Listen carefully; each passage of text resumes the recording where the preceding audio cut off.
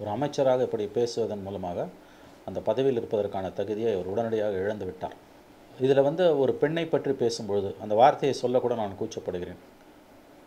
ஒரு பெண்ணிடம், அதாவது ஒரு பாலியல் தொழிலாளி, ஒரு செக்ஸ் ஒர்க்கர்னு சொல்லலாம், அவரிடம் போகக்கூடியவரை பற்றின பேச்சு, அதற்கு அவர் உபயோகப்படுத்தக்கூடிய அந்த வார்த்தை கூட மிக மிக கேவலமான, பெண்களுக்கு எதிரான ஒரு வார்த்தை.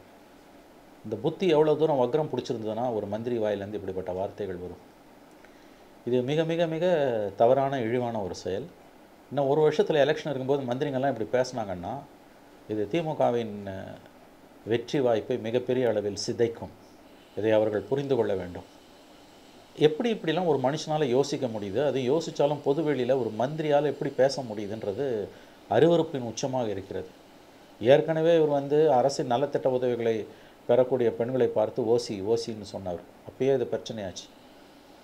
இது இன்றைக்கு வந்திருப்பது எல்லா எல்லை மீறிய ஒரு காரியம். அது என்னென்று விவரிப்பது கூட அருவருப்பாக இருக்கிறது நமக்கு.